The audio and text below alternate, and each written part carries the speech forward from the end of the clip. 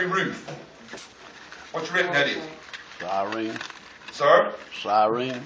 It's a water heater. These are solar powered water heaters. Electricity is not in abundant supply there. Neither are a lot of other things, but they make do.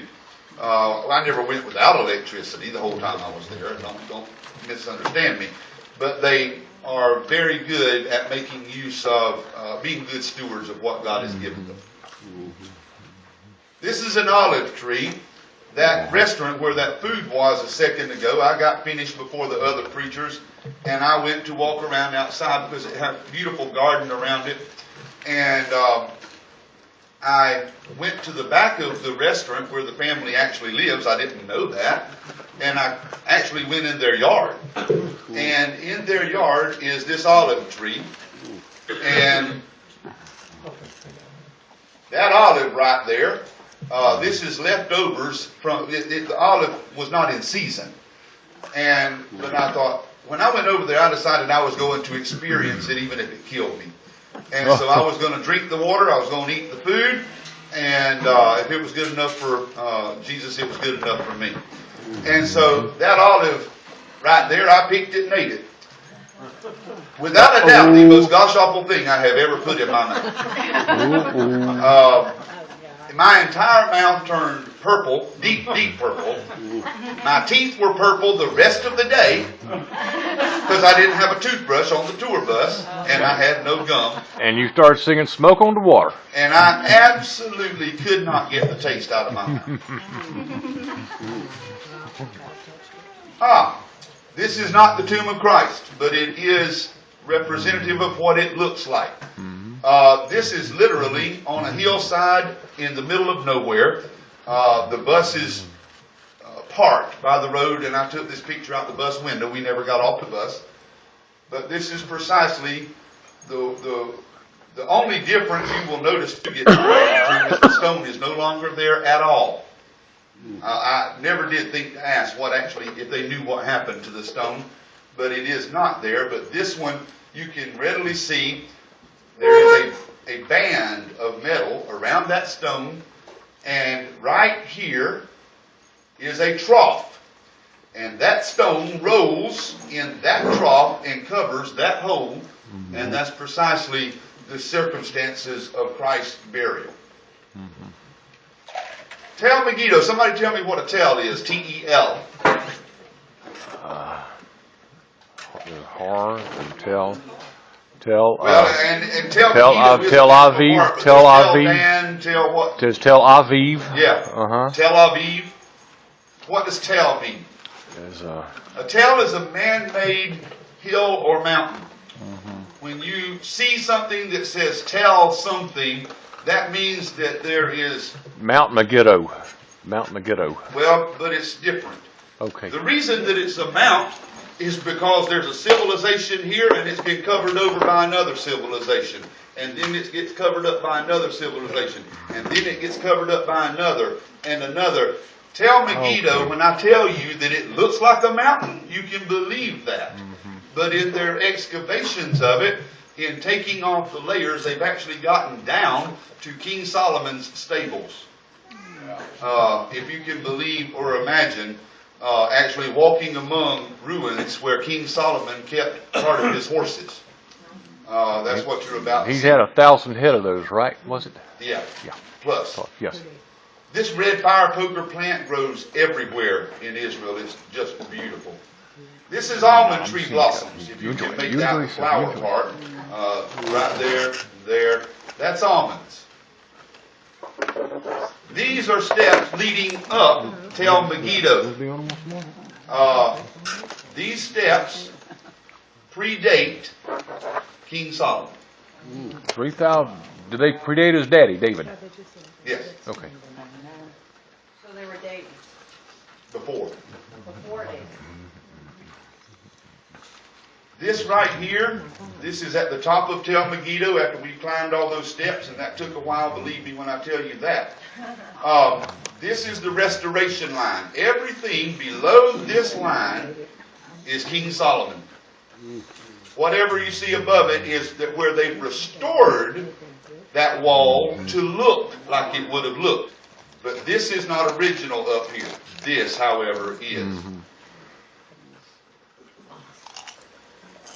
I didn't know that was going to take that long. Look at all those caves. This is part of Tel Megiddo, unexcavated here. This is one of King Solomon's horses' watering troughs. That just kind of blows my mind. And again, we're still ascending. We're not even yet at the top of the Tel. These are the ruins of the walls of the stables. This is, the next picture is an altar. Civilizations prior to David and Solomon that lived there, this was their worship area, and this is where their sacrifices were offered. Jews weren't the only ones offering sacrifices. It's just different. They were just the only ones offering them to Jehovah God. Let me go back. There we go. I keep mashing the wrong button. This is again overlooking the Jezreel Valley. These right here are almond groves, and I'm not sure about the rest.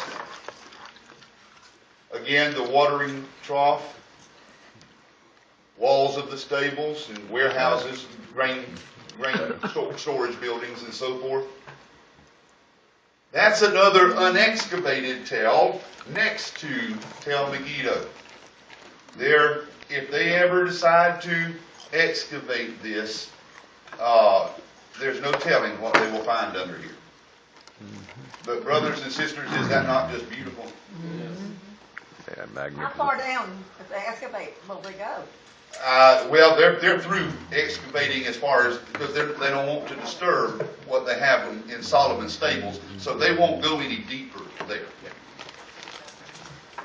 You may, in various times past, you may have had seen on the news situations where prisoners were exchanged, particularly with, say, Syria or Damascus.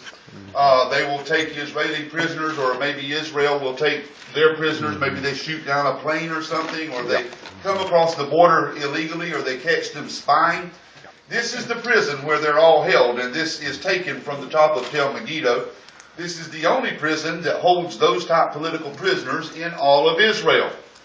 The interesting thing is, about 3 weeks after I got home, an inmate on the yard in this prison was digging around, as inmates will do. They like to dig in the dirt. I guess they think they're going to dig their way out. And he actually uncovered the ruins of what they think is the oldest church the oldest Christian church in Israel.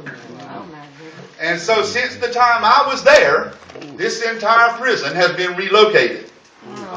It is further over here to the right, and this is now an excavation site where they are finding just wonderful artifacts. Thank you, inmate. Okay. Amen. At the top of Tel Megiddo, this is a grain bin. You could set this entire church in that grain bin. You can't tell that from the picture, but believe me when I tell you, you could. And the top of the steeple, if the bottom of the church is here, the top of the steeple will not be visible here. It is massive. Do you see the ramp coming down here? Can you imagine? This is, first of all, how they built it, and second of all, it's how they got the grain out. If the grain level is here, you've got to have a way to get a bucket or whatever they use down there to scoop the grain up. Because it ain't going to hop in the bucket if you just let it over the edge. And so they had to have this ramp to get them up and down. That thing was absolutely amazing. This is the beginning of, there is a water tunnel there that dates from the time of Solomon. It goes down into a natural spring in the belly of Megiddo. And one of our pastors, I was the last one to go down, and the pastor ahead of me, Brother Max Hicks, he fell going down the steps. It's 188 steps down. Uh-oh. 183, excuse me. And we were about halfway down, and Brother Max, I watched him fall right in front of me. And the only thing that kept him from taking the plunge, the rest of the 150, whatever it was, steps, he grabbed the handrail, and literally he was hanging by one hand onto the handrail when we got to him. That was really the scariest thing that I encountered in the whole trip. This is not the grain bin now. This is the descent going down into the tunnel. Now the 183 steps ain't started yet. This is just getting down to them. Is this where he fell? Yeah. Ooh. This is the entrance to the tunnel. Now start the 183 steps. Because you're going down to the belly of the earth. That's looking back up after I've gotten down to the entrance. This is going down. Now, at first you have these cement steps, but then these metal steps start, and that's what he fell on. I'm taking this picture. That's Tyler Campbell right there. That's my foot right there. And Tyler went on down, and Brother Max came down ahead of me because I was busy taking pictures, which was pretty well the case the whole time we were over there. This is at the bottom of that 183 steps. This is the natural spring, and I drank water from this spring. Like I told you, I decided I was going to experience it, and I was going to taste and smell and feel the whole thing. And I cupped water and I drank it. They all said I was crazy. What we're seeing is, that's not like something on top of the water, that's the bottom of the. That's the bottom. There was nothing. The water was as clean as it could be. Is that stagnant water? No, not. It's a spring. Spring. No, it is still a natural running spring, and that water was as cool and fresh as it could possibly have been. Where is the water line?